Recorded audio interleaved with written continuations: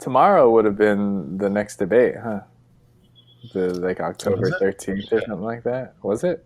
Is it still even going? Or I would it don't have even know. been? It would have been. I remember watching the Hillary Trump thing where he was the town hall and it was Indigenous Peoples Day. Oh, And I no. thought I saw some ads for it, but obviously they canceled it because he has he has COVID-19. That's just it's just still funny to me. Oh man, Just like him shitting on COVID, and then he's just the irony of him getting. yeah, yeah, What was your initial reaction when you? No, no. What was okay? Like, yeah. what funny thing is, I think we messaged each other at the same, literally the same time. Like, Yeah, oh shit, he has COVID-19. Like that was funny. yeah. Oh man, yeah. I think that my initial reaction was, I think we were when the car was still in good shape. We were driving home, and then my mom called us like, and we just didn't feel it or something. But like, she called us like three times in a row. And Oh, we just thought there was like some kind of emergency or something went wrong, and then we found out that it was because she oh my found out god. that he got COVID, and I just thought it was just really funny, man. I don't know. I've kind of, but I think the main thing is I've been toying around, playing with this idea, like, what do you want to happen to him? Because it's kind of like a philosophical, moral, ethical Yeah. thing, um, and I don't know. I've kind of been on the spectrum of like I'm like just put us out of our misery and just like and you can fill in the blank there, but like let's just like get this over with and so we can all move on with our lives. um, but yeah, I don't know. But there's always like you're always second guessing that feeling. So I don't know if you want to step in those So, waters, but um, I guess when my initial reaction when I saw that, I had to read the headline like multiple times yeah, because I thought he was just like, oh, he someone got COVID and he's just getting tested as a precaution. But then I kept reading it. It was just like, oh shit, this yeah, guy actually has COVID-19. So I was just like, oh shit, and I just yeah. like, I don't know. It was just irony. And now he's downplaying it, of course, I'm immune. because and also from an ethical perspective, like him downplaying it is just gonna kill more people. Yeah. So, is it fair for him to just die so that like, thousands of other people don't do something stupid or feel emboldened by whatever he's saying? Um, Yeah. No, that was a real, or at least on like Twitter, yeah, there was that philosophical debate like, oh, do you, like, there was obviously a lot of people were like, oh, we wish the president well, or like, we wish the president and his family, like, yeah, uh, to recover through this difficult time or some shit. And yeah, then there's some people who are just like, fuck this bitch, just die. yeah, And I was thinking about that too. But I think I'm on the same spectrum as you, where I'm like, well, this guy is kind of responsible for like a lot of shit, so yeah. I kind of don't care, you Like know? us still being in limbo for how long has it been? 7 months. We've been in limbo for seven Yeah. months because of him. Yeah, and 200,000 people have died. But And we're here to keep it light at the race cycle. But, we're just jumping straight to, oh, should shit, this guy die? I know. Yeah, well, well, the thing is, I think, like you said, if people were fearing that if he like has no symptoms or he just like handles it well. yeah. It just makes COVID his bitch. It just Yeah, and then he'll say like, yeah, you guys, you can tough it out, whatever. I'm 70 years old. It's not that big of a deal. Yeah. It's like, oh, if I could do it, you can do it. Yeah. So it's like, oh, if you really wanted to care, if you really wanted a good coronavirus response, do you wish him like hopefully this guy is on the verge of death, so he knows how serious it is.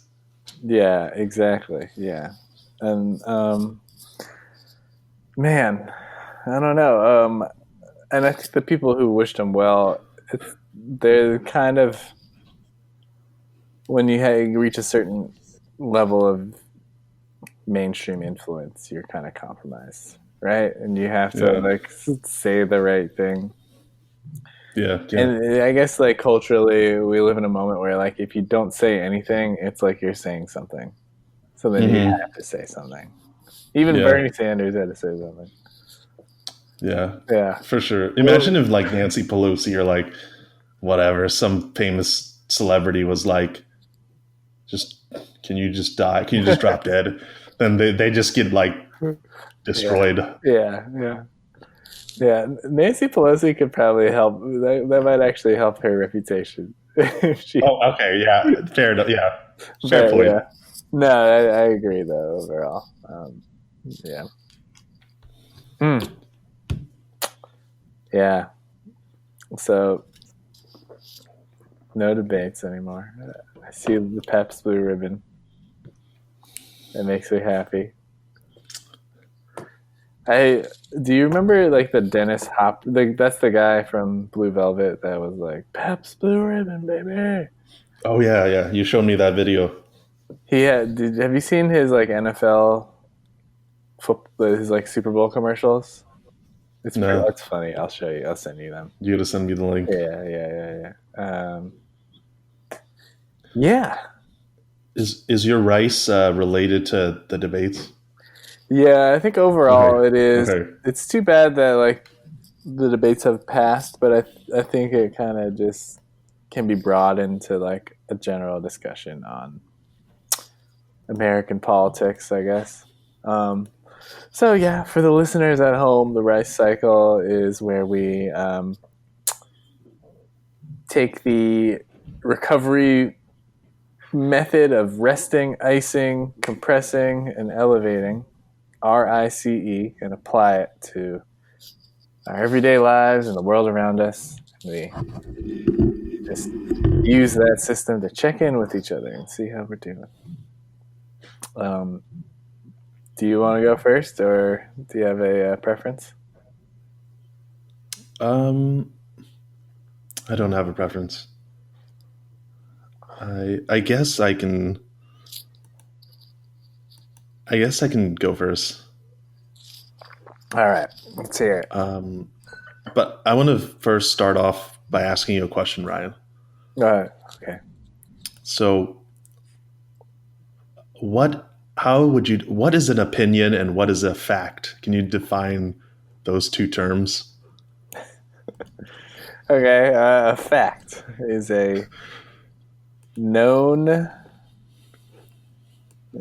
statement, idea, number that is true. You can just see it, hear it, taste it, and you know that this happened. An opinion is when you take a fact or an observation and express your own ideas on the validity of it or the merits of it, how important it is, things that are more relative. Okay, so like, something that's subjective versus something that's like objective. Yeah, you basically just said it in like way less time than I did. Yeah. So my rest. Okay. Well, what I really want to say is I think we should put to rest any variation of the phrase, here are the facts, or here are the facts. Or here's the truth about the matter. I could see Cuomo on CNN say, here are the facts. Right. Yeah. Where have you been seeing it a lot? Or yeah, you can go ahead. What were you gonna say? Well, I just remember this passage or in the debate. I was looking up the transcript of the debate. Yeah. And they used the word fact 10 times. And then they used the word truth 5 times. Mm-hmm. That include true, like whenever someone say that's not true. Oh, I didn't search up true, but like someone said that's not true a bunch of times.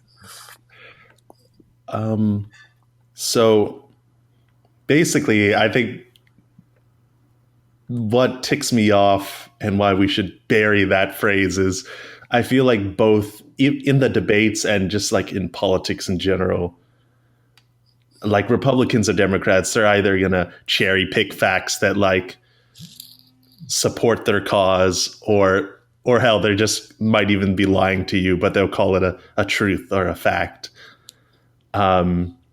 So as I was watching that debate, I was just like, because, Mike Pence and Kamala Harris, they'll say like, oh, here are the facts. Or like, well, this is the truth. And then they'll say something. But it's like, how do you know if they're actually, there's no like live fact checking. So how do you know they're just not BSing you or like gaslighting you? Yeah. One thing that I remember was like Mike Pence said like, the fact is, and then he referenced some random guy. Like the fact is like Vincent Louis in Sacramento said that if we didn't do anything, 2 million Americans would have died. You can always like you basically say it's a fact, but then the fact is that this one guy had an opinion, basically, a lot of the time. Like, and then it's just like, yeah, kind of, it's not a fact. It's just like one guy saying it that nobody else in the country knows who he is or like the validity of that. Yeah. And how are you going to know? It's like, and how are you going to know that as like, let's just say you're a casual watcher. Do you just like take it at face value? Like, yeah, that's a fact. Or do you like, oh my God, is he lying? Like, yeah, basically. Yeah. Trump, if you took that as a fact, he saved 1.8 million American lives. It could have been worse, guy. It could have been 2 million deaths. Yeah. Were there ones that stood out to you? Or moments? Well, there was like a exchange where I think it spanned like several. I actually took some passages. Yeah. So this one that I'm gonna read is just really humorous because then and it's at 29 minutes and 41 seconds in the debate. So I'm just going to read it out. Mm-hmm. So this is Kamala Harris. Well, I mean, I thought we saw enough of it in last week's debate, but I think this is supposed to be a debate based on fact and truth. And the truth of the fact is... The truth of the fact. Apparently facts, that's probably just her misspeaking, but facts can have truth. And facts can be false. Right. Let's talk about this fact, but not the false the fact, but the truth of the fact. So she goes, Joe Biden has been very clear. He will not raise taxes on anybody who makes less than $400,000 a year. Michael Pence. He said he's going to appeal the Trump tax cuts. He said he's going to appeal the Trump tax cuts. Kamala Harris. Mr. Vice President, I'm speaking. Pence. Well, Harris, I'm speaking. And then at 29:59, Mike Pence goes, it'd be important if you said the truth. Joe Biden said twice in the debate last week that he's going to repeal the Trump tax cuts. That was tax cuts that gave the average working family $2,000 in a tax break every single year. Harris, that is absolutely not true. Pence, Senator, that's the math. And that's that little passage I wanted to highlight. I just could not stop laughing. I had to open the window. I needed some air. Oh, man. And then And then The truth of the fact. Joyce came in and she was making fun of me because she could hear me laughing. She started laughing in a way that was mocking my laughing, and then it just caused me to laugh more. Oh, shoot. Yeah. So, yeah. What are the facts?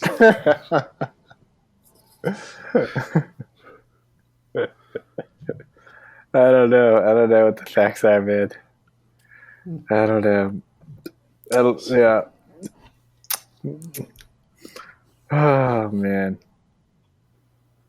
So, yeah, basically, instead of, how when we're writing an academic paper, Yeah. like everyone uses the same research, but we just have disagreements over what, like, the cause of whatever those results are or how to interpret them. So, like you said, like facts are like they're basically undeniable. But in this case, people are just appropriating facts for their own purposes, or or just straight up lying. So, I think we just got to put this to rest. That concept of here are the facts. Yeah. Yeah. It basically comes down to that same argument or thing that people always say, the cliche that everyone always goes to, like, it's the age of information, and there's people have, all kinds of opinions and arguments at the tips of their fingers, and you can look up anything that confirms their bias about the world. Mm-hmm. Yeah. But it is true.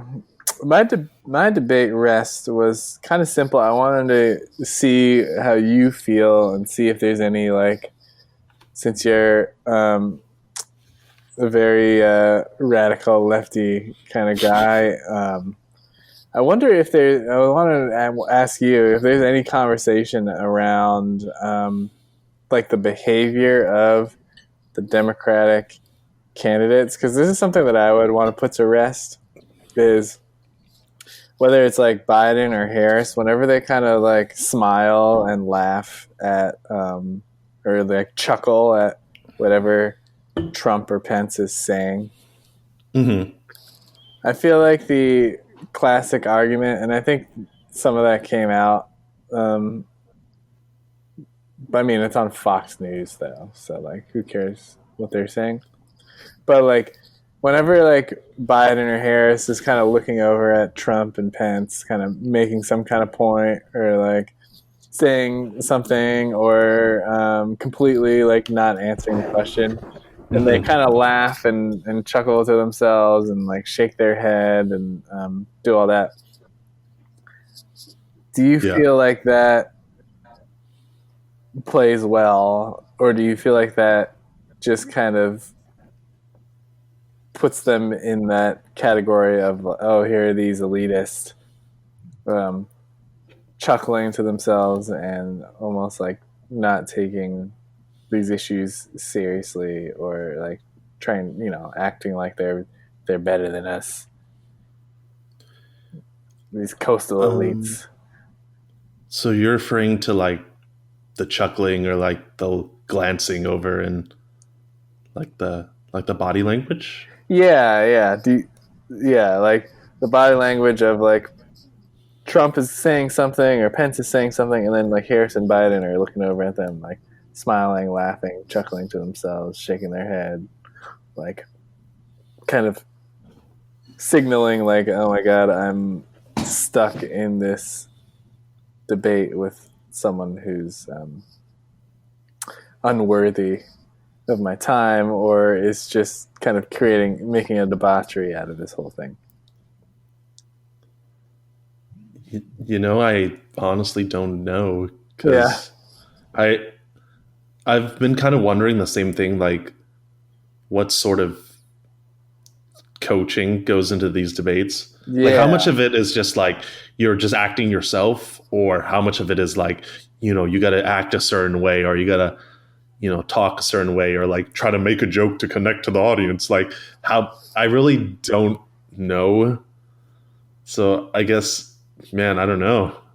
Yeah, that is My, interesting. Like that is are they told to kind of deflect or laugh it off and kind of yeah, show they think like it might um, highlight or be a foil to the other person and being like, oh my god, like I'm stuck with this all these ridiculous claims and notions and get me the hell out of here. Because I wonder if like a candidate just took everything they said super seriously and just looked them in the eye when they were making some like terrible point and just like shaking their head no with like conviction, not cracking a smile at all, and just kind of being like super stoic and serious. And it's almost like taking every it's kind of similar to just taking every human being super seriously, taking every issue, taking every worker, like taking every vote super seriously, as opposed to like thinking like, isn't this ridiculous, and kind of turning it into comedy or kind of projecting yeah. your like elitism onto this debate. Because that kind of worries me, because I feel like it's kind of like in the family of why Trump got elected. Because he was just. Well, a lot of people said. I remember, like a lot of people were saying, like, "Oh, he just speaks his mind," or like he's just raw compared to like the establishment politicians. And yeah, but I don't know. That's a hard question because I feel like at the debate. They, for sure, I think they get coaching to say like what, like some things to say, like the buzzwords and shit like that.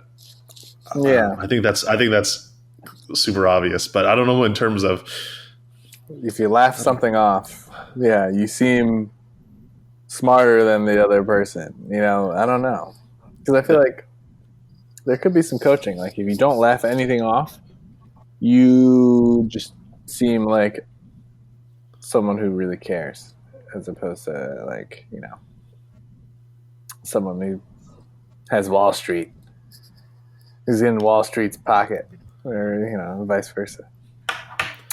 I did see I think it was on CBS, that like whatever segment was right before the vice presidential debate.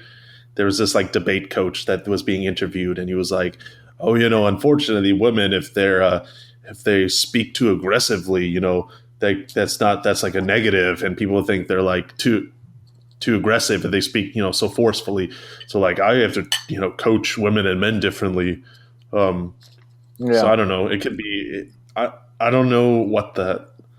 Yeah, I'm really curious to see what type of like how much of stuff is natural and how much is just what the advisors tell you to do. Yeah, I think that's what it comes down to. Because I feel like Joe Biden would be really good at just like looking Trump in the eye, and like everything he says, just like he hears it and he just pisses him off that how wrong he is and how much he's lying. And you know what? I'm gonna shut up, man. Yeah, I'm gonna set the record straight. But instead, he's kind of doing this laughy thing. Come on, man. Yeah. Rolls up. Yeah, rolls up his sleeve. Let's settle this now once and for all. You and me, a push-up contest. Yeah, you and me, buddy. Yeah. Right here on the stage. Yeah. So I would personally put to rest the whole smiling thing. I don't think it plays well. I don't think the working man in the heartland. I said heart belt. We combining heartland and rust belt. I don't think it plays well with them. Mm-hmm. Yeah. That's it. Yeah, I don't know. I think that's a good lead into my next point, actually. Yeah, because who's just like doesn't seem very polished and it's just like kind of goes in guns blazing and kind of just goes in speaking his mind. Can you? I want you to take a guess. Bernie Sanders. Exactly. Yeah. Exactly. Okay. That definitely came across my mind too when I was thinking about this. Yeah. That's gonna be my ice. Mm-hmm. And I don't know. I don't know. I don't know why I put it as ice, because for some reason I was thinking about going back in time, Mm-hmm. but then I was associating going back in time with like cryo chamber. Yeah, totally. Mm-hmm. And I'm just like, how did I get that association? Yeah. Because isn't a cryo chamber something that slows you down, so like your body doesn't like die or like decompose when you're like whatever going into interstellar travel, or Yeah. you know what I mean? Mm-hmm. Exactly. So I don't know why that made that association, but do you want to put Bernie Sanders in a cryogenic chamber? Is that what? Now that you mention it, hell 2024. Yeah. 20, yeah, freeze him. Yeah. Let everything boil over. Yeah. Seriously. So I guess, Ryan, my ice is just to chill out and basically I've seen so many memes where it's just like basically telling people to like, oh, imagine if Bernie was on the stage, or like he would be clobbering Donald Trump all over the, Yeah. So my ice is really short and sweet. It's just basically wishing that Bernie Sanders was still around, and he would be really good at the debates, because he would be able to defend himself really well against Donald Trump, because he has experience, fighting the biased mainstream media, just answering really one-sided or stupid questions. He's a Brooklyn guy too. Yeah. Oh yeah. He's just he'll nip it in the bud. I got the Brooklyn accent. Yeah. I can't do it. Because I feel like Biden didn't nip it in the bud, and then Trump just kept interrupting him. Oh my God, yeah. It's basic, and Chris Wallace couldn't reel him in. Yeah. Bernie would have reeled him in. So yeah, what do you feel about Bernie and wishing he was up there? Just, instead of, basically he would just be policy focused instead of just like theatrics of a debate, where I think, like you said earlier, like he might not do like the little smile, or like whatever thing he does, it probably has a high chance of being genuine, rather than something that's just like, the advisor told me to like do a quick glance. Mm-hmm. So yeah, the Biden thing was like, do not look at him at all when you're talking. Oh yeah, holy shit, you're right. Yeah, he looked at him maybe like one time the whole time. Yeah, that's good. That's a good point. So you feel like you do want to. You're not putting on ice these feelings of Bernie being on the stage. You're embracing those feelings, and it's almost like you're kind of going back in time to when he was winning Nevada. Oh my God! Okay, yes. Is that how you're using your ice right now? I'm using it as in like, I wish it was just more chill, that if Bernie was up there. But whatever, the example that you gave is so much better, actually. Just going back in time. Well, yeah, Bernie winning Nevada. I got that from you. No coronavirus in the USA. Yeah. Have you played the game Fallout New Vegas? Fallout New Vegas. No, I've seen people play Fallout though, but I haven't seen Fallout New Vegas. What's that like? Well, it's like it's like an RPG, but basically there's this meme that comes from it that's associated with Bernie Sanders recently, where when you first the introductory cutscene in the game is you getting shot at the head. Oh, and basically the tutorial of the game, you wake up and then there's a doctor that's patching you up, and then he goes like, oh, like he'll say, I forgot the exact quote, but he's like, "Oh, did you hit your head hard? Because like XYZ is happening right now." And then the meme is like, "Oh, did you hit your head? Because Bernie Sanders is actually the president of the United States." And like, Donald Trump is not the president, or like whatever. There's no coronavirus, so yeah, he actually beat Hillary in 2016. Dude. yeah. So I just, Yeah. yep. And that's cryogenic chamber-ish too. Well, yeah, I guess if there you it is. believe in alternate universe, there is an alternate universe where that is true. But yeah, okay. What is My ice. what's your ice? Well, I just feel like with these debates, there's just so much melodrama and so much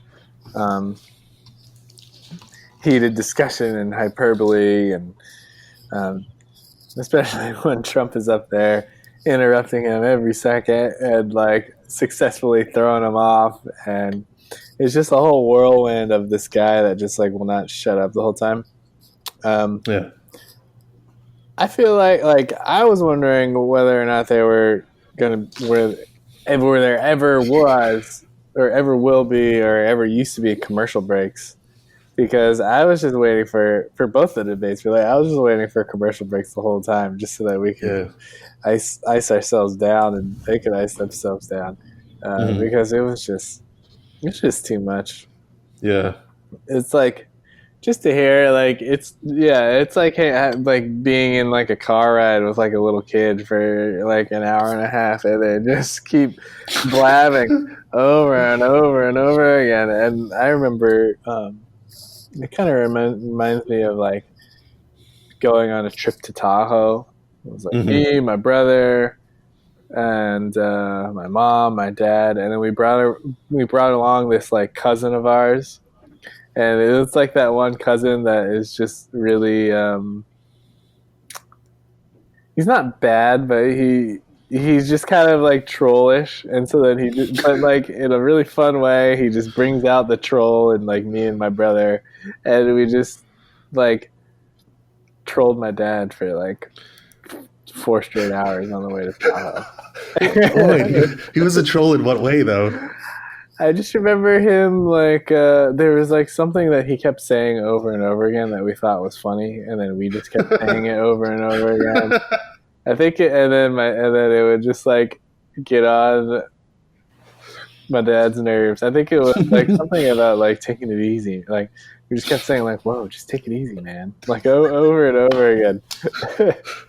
And it just reminds me of like sitting through a debate with these two like guys that are going to be 80 years old, and just like being like, I need a break from this, just to ice ourselves down after like every 30, every 15, and maybe every 5 minutes. There just needs to be a commercial break, man. Yeah, I was surprised there wasn't one.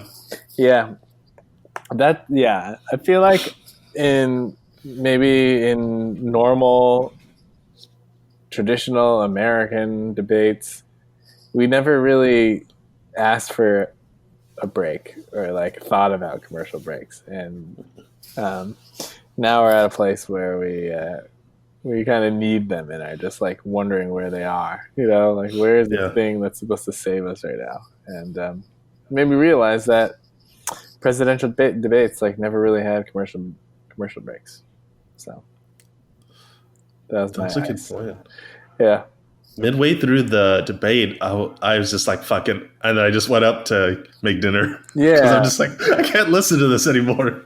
I couldn't even like stay in the living room for like more than 2 minutes, because the living room and the kitchen at my place are kind of like conjoined, but there's a wall between them. So I just like walk back and forth between 2 rooms. It's so funny. Yeah. It's just too much. Yeah. Yeah. I totally agree. Well, it was a shit show, so it's like I don't blame anyone if people just want to walk away. Yeah. So that's my ice. I need to ice. I guess need to ice ourselves down, take some commercial breaks. I think Take it's good for us, good for the candidates, good for everyone. Yeah, I mean, like, don't they gotta use the bathroom or something? I don't know. Yeah. Because how long did it go on for? Like 1 hour and a half? Yeah. I still think that's kind of long. Yeah. Sure. No. 1 hour and a half is not long if there's a break in between. Mm-hmm. Yeah. Yeah, I totally agree. Just gotta step away. Gotta decompress for like 5 minutes at least. Yeah. Speaking of decompress. Oh, I guess my compress is it's not really related to the debate, but it does have to do with politics. And when we're compressing, if we're hurt and we're compressing, we're making things tighter. We're like, imagine like squishing something down. Mm-hmm. So for my compress, I think I really want to. I'm like 90% certain on how I feel about this, but I want to shorten the electoral season. Yeah. Yeah. Because when did people start? When did the primaries start, Ryan? Like last year or something like that? People are like, yeah. Mm-hmm. Right. That Super Tuesday was like in March. Oof. Yeah, man. People were campaigning like last year, and people didn't even start voting until like this year in the primaries. Yeah. And November is the general election, so it just feels like we've been bombarded with like electoral stuff for the past for like 12 months plus. Mm-hmm. And I think for me, I'm interested in hearing what you think about this, because for me, I'm kind of like fatigued. I'm kind of tired. I spent all my energy for like Bernie in the primary, that now it's fucking presidential election. I'm just like, I don't give a shit anymore. Just fucking vote already. Yeah, here's an interesting idea. Like, what if well, obviously we just have too much money, which stretches it out. And I feel like other countries have a cap on how much you can spend, basically. Mm-hmm. A cool idea is you just don't give like people running for office, whether it's people running for office or it's propositions, you just don't give them enough time to like run these ads. You don't give them enough time to like get associated with left wing, right wing, blue, red, and you just let people just vote with their gut. Like they just like don't know about any of this shit. Maybe get the pamphlet. Like, I mean, I guess with the mail-in ballot stuff, things are different now because of virus. But like, even like eventually, I feel like people should be able to vote electronically if they can't get hacked or whatever. But you just give them the information a day before, and then they log on. They got 20 minutes, and you just kind of go gut instinct. What sounds good to you? Does this sound good? This guy seems like a straight shooter. This guy, and you just kind of throw it out there. And then I don't know. I'm a big fan of just like going with that first instinct. Going with that gut. Yeah, and I think ultimately, like, when people go with their gut, I think most of the country is a lot more progressive than they think. A lot of the polls show that too. Yeah, I think to add to your point, because I do want to shorten it, but I'm thinking like, well, if you do shorten it, that's kind of like a double-edged sword. Because like I totally agree that if you shorten it, there's not enough time for like, how do you say? If you shorten it, I think the downside is if you're like a grassroots kind of candidate, yeah, you don't have enough time to like get everyone like organized or like bring everyone to your side. Yeah. But at the same time, it's like you're just not saturated or bombarded with like big money ads like right off the bat. I don't know, but yeah, you have to like shorten it a lot so that like the big money shit doesn't get in the way, and it's like, am I gonna vote for this old white guy, or am I gonna vote for this like cool new progressive person? I feel like they just boom, get this old guy out of here. Yeah. It's a good point, man. That's I don't know. That's basically my compress. Or it's really short, but I'm just like, can we just get a damn president already? I'm just like, I'm tired of just. And maybe this is kind of like another topic, or like we can talk about it another time. But like for me, I don't have television. I just have a computer here, so it's not really a big deal. But I guess for like other individuals who have like television, the 24-hour news cycle, like let's just say you're CNN or like Fox News or whatever, you're always going to be bombarded with like Trump news or whateper, and there's probably some fatigue. The end of the world. It's like the end of the world every day. Yeah. Exactly. Trump said this shit, so now we're all going to die or whatever. Yeah. Oh. Yeah, my compress is Trump related. He's got some like, I know, like I'm just falling prey to all this stuff. Trump. Like, as far as compression goes, I'm thinking like everybody has that sore spot or that trauma or that like chip on their shoulder that they just keep inside of them, and they just kind of like pretend it's not there. And it's just this ball of insecurity or anxiety that kind of drives them. I feel like the easy target that like a lot of people should just keep picking at, and I think a lot of and I think this is something that a lot of like blue collar workers that like the left wing have lost. They've kind of lost touch with it. This is kind of why a lot of blue collar workers have lost touch with like left wing movements and stuff. I mean, of course, there's like plenty of other reasons why, but it's such a layup that Trump's dad is just some rich guy, and that like he just kind of got hooked up his whole life. And I don't know why they don't like just keep hammering away at like that basic distinction in class, between this guy and us. And it's just kind of very appalling to me that like people on the left or Democrats in general, just even though they're not really left, they don't just like keep hammering away at that class issue.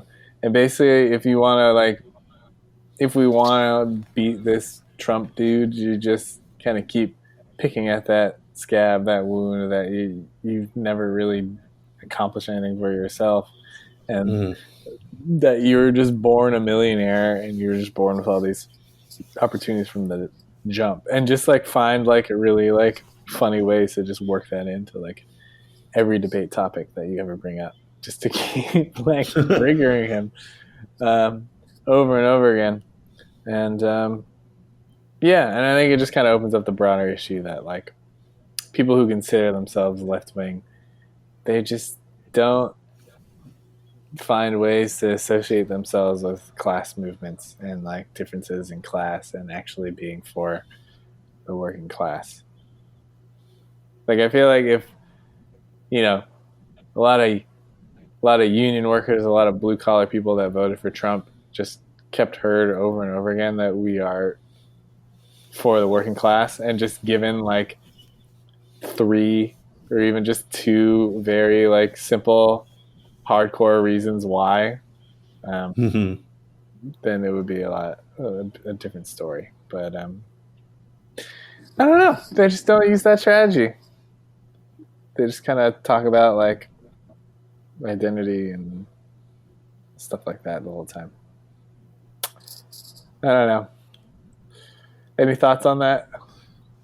I totally agree because I feel like they use that line. They use some lines kind of just in passing, especially when they're talking about Donald Trump. Yeah. Like they'll say like, "Oh, Donald Trump got like whatever huge loan from his dad, like in the whatever in the '60s or whatever. I don't know when."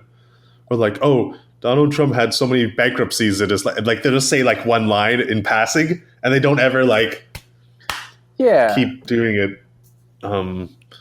Same thing with even the coronavirus thing. Like they'll say like, "Oh, he handled the pandemic really poorly," and then they'll just kind of move on. Yeah. Well, I'm like, no, you got to keep hammering at it. Yeah, I don't know. Yeah, it's frustrating because there's just so many fundamental class issue things that. Yeah, it's just the right wing is so good at tricking people into thinking that they're the working class party. Yeah, it's really sad. Like, man, you guys are just missing so many layups. Like, I don't know. Yeah. Like, just the basic stuff on, like, corporate tax cuts and stuff. I don't know. I don't know why it's that hard for some people. Yeah. Well, even because it should be 99 against 1 every single time. Exactly. Yeah. 99 against 1 should win every single time. I don't know. And yeah, no, it's kind of just to add to your point. It's like fucking like mainstream like print media or like whatever Washington Post or like politicians or like the New York Times, some like really liberal outlet or whatever. They'll always. I feel like what's the point in saying? People always like to say like, "Oh my God, Donald Trump is a danger to our like democracy. He's like unfit to be president," and it's just like all this like flowery language. But people probably don't care. It's just like, okay, just tell me what you're gonna do for me, or like tell me how he's gonna make my life better or worse. Like I feel like people don't care about that shit about, he's unfit to be president or. Yeah, he's not. Yeah. He's too offensive. Yeah, he's too offensive. Exactly. Oh, he said this about disabled people. He said these. So he's I don't know. Take away your health care. Yeah. Yeah, I don't know. I fully agree with you. It's very frustrating, but I also don't expect like. You just gotta say it every time. Like your dad was a rich guy, and all you've done as president was just hook up other rich people. Yeah, and then name like 3 facts or like 2 facts after that. I don't know. Manufacturing jobs left this state. If you live in this state, you know what I'm talking about. You just, I don't know. Just say that every time. Right, like a stump speech. Yeah. And also, I would like to add, and like, even if you're talking about something else that's unrelated. And also, I like to add, your dad's a rich guy. You've been picking up rich guys the whole time. These jobs left this state by this much. And then, you just say that every time. I don't know. And also, I feel like that would get kind of like viral play. Like candidate. So what do you mean? Like presidential candidate Vincent Louis ends every single one of his debate topics the same way. That could that's like a viral thing that could actually like get. Wait, that's a good point. Yeah, because everyone knows because Bernie Sanders, because he just says the same thing like over and over. Everyone knows like he's like Medicare for all, like income inequality, or like whatever. Free college, like everyone knows what he's about. So like, I feel like if you're a candidate and you're just fighting against Trump, you should just like hammer the same things over and over and over, so people know what you're about. Yeah, exactly. And and I would rejoin the Paris Climate Agreement, and also your dad's a rich guy. Yeah, you've been hooking up rich guys this whole time, and Maine lost 12% of their manufacturing jobs. And then you just go on to the next time. Okay, next question. It's like, next question. After you shit on them. Yeah, exactly. Got another Pabst. Oh, I heard that thing. So you put up a lot of points this week in fantasy. Yeah, man. And then, dude, Ronald still might beat me. This is crazy. What's it? You guys are like up to the 150s or some shit. Yeah, man. I have the most points against. It's just so depressing. I always have the most points against. I did absolutely dreadful this week. Yeah. It's not one of those. It's not one of my weeks, man. Anyways. Yeah, how many points are you going to score? I think I'm only gonna score like 90. Just God damn. yeah, it's bad, man. It was a bad week. It was a bad week of fantasy for me. Yeah.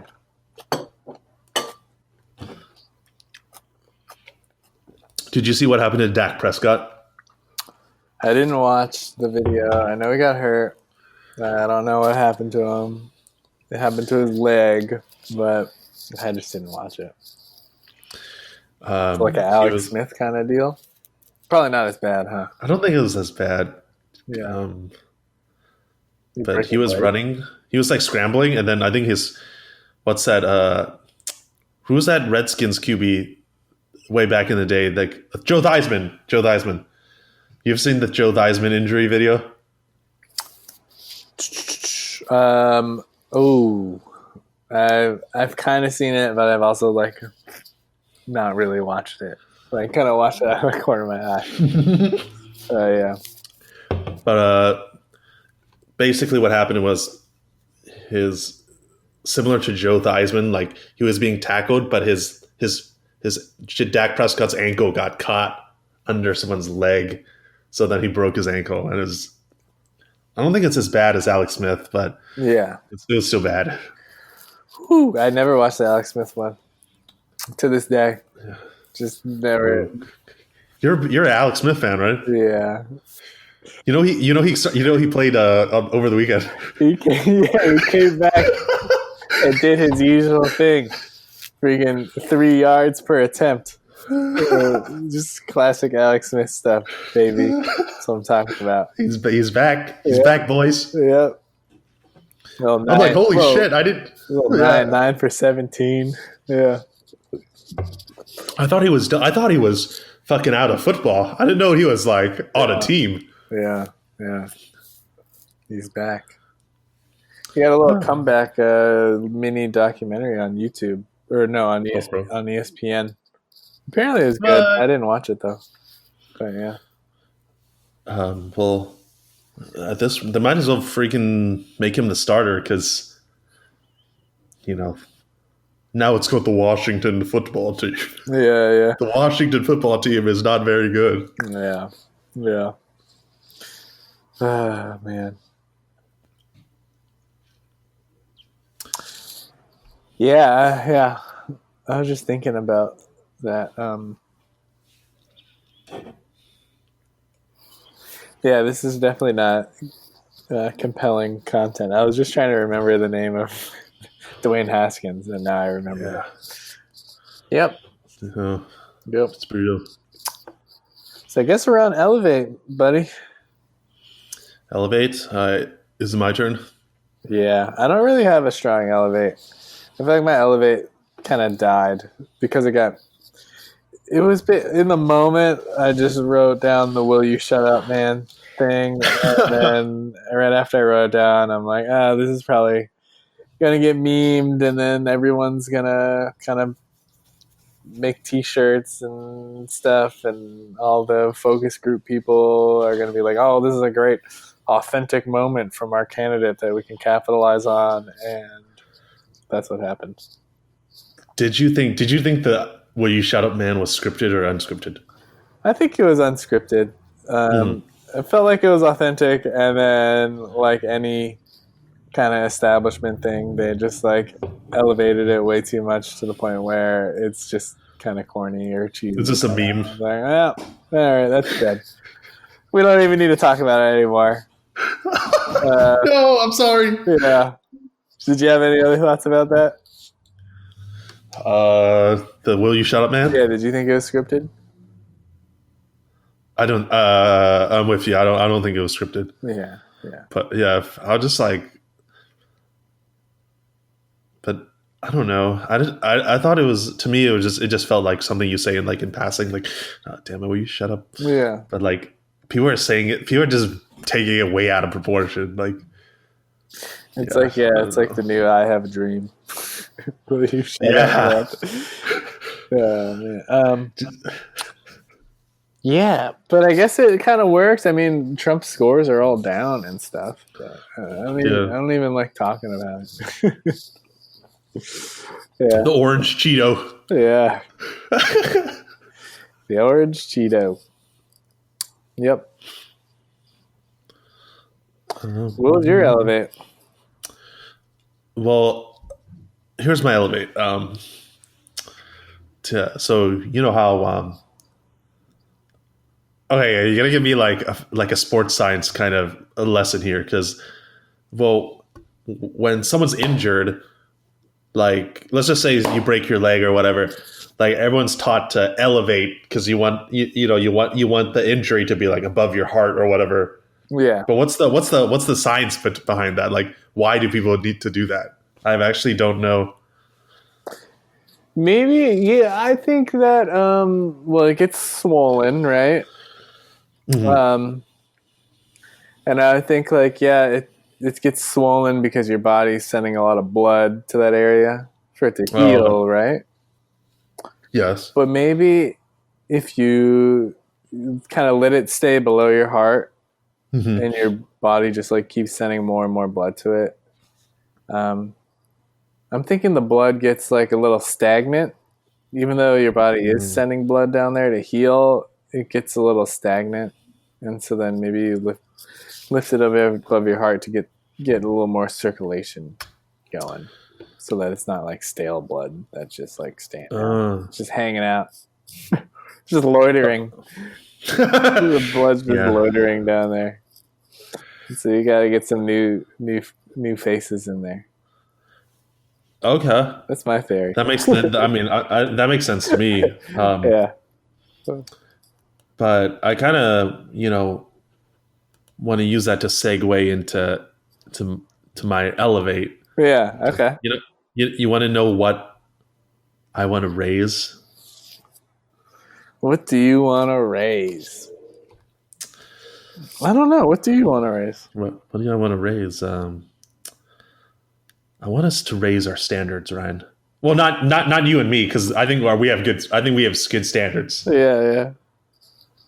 But I feel like what I'm mainly addressing, just the casual, like the person that doesn't really follow politics and just jumps in when it's time to vote, Yeah. kind of like casual engagement. Mm-hmm. Because so during the vice presidential debate, I was actually in like this watch party / like drinking game Zoom call. Yeah. And it was my Zoom friend's like mutual friend who set it up. So it was just like a bunch of like random people from like Seattle or like the Bay Area or like New York. Also all just random ass people. All these coastal elites, huh? Yeah. And the reason why I want to say we should elevate our standards is because every time, in the debate, whenever like Kamala had a good one liner or a good clapback or a good like Had a lot of attitude. got a lot of attitude. People were like, yeah. People were like, yo, yeah, Kamala, get that motherfucker, get that racist or whatever. Like, get that fucking racist Pence. So people were losing their shit like during and after the debate. Like, especially when Kamala Harris does her like, she gets into. Yeah, if she gets interrupted, she's like, "I'm the one speaking here," and then people are just like, "Yes, like hell yeah!" Like people are just people are just super excited Taking and down the patriarchy. exactly like this is this is female empowerment right here. Like, Yeah. and I mean, like for me, this is all kind of just this is all like theatrics or like drama, and Yeah. we have to elevate our standard and who our candidate should be because it shouldn't just be, oh, this person is actually like, we should vote for this person because he's actually coherent and speaks like a normal person. Like that should be like low. That's low standards, man. It has to be what the policies are and do they benefit like regular Joes. Yeah, I would assume that the people that you are in the chat with are people that are intelligent enough to know these policies and know these things.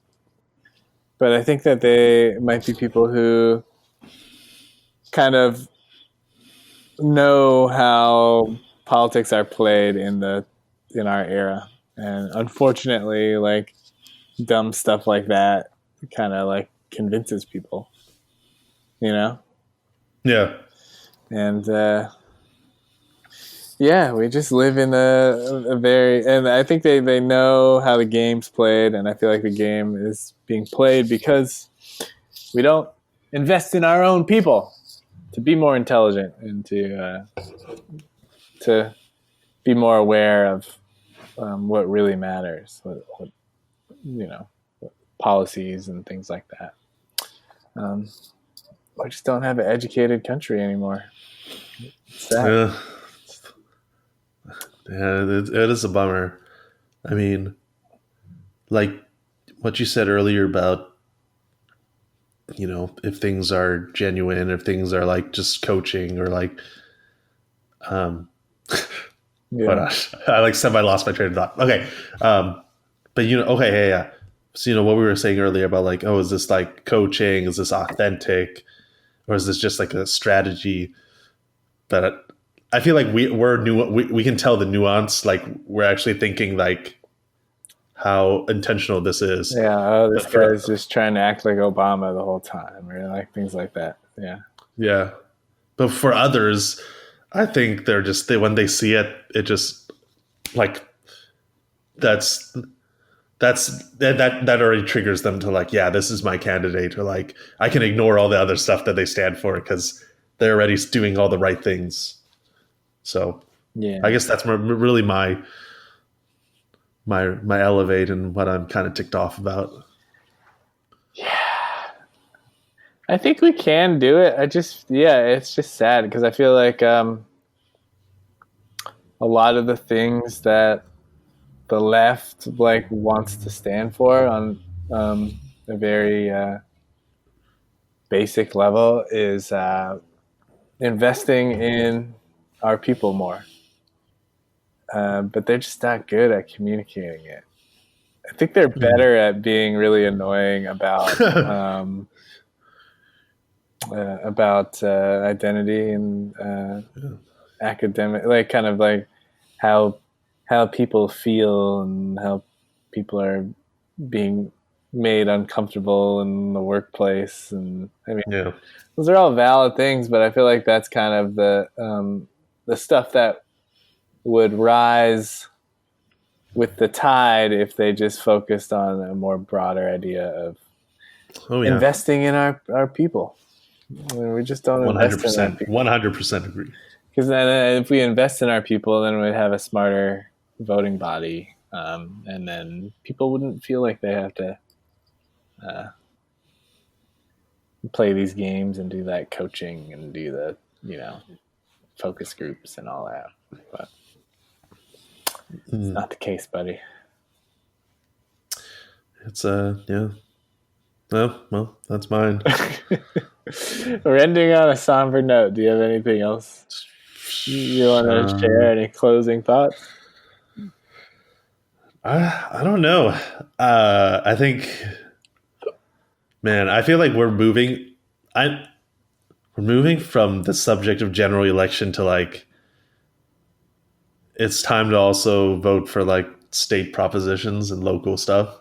So I've been Yeah. dedicating some time to like really try to be informed on local issues. So some of them seem like no-brainers, but there's some tough ones that I'm trying to figure out. So that's what I'm doing. Yeah. If anything, Vince, the world needs more people like you who puts in the Thank time you. and the effort to know these things. And so I'm glad to call you my friend. Oh, likewise, likewise. Oh, yeah. I don't know if I have any other things to share, um, but just happy that we're able to do this. Well, with that, we thank our listeners for listening. This has been Rice Cycle number 4. Thank you for joining us.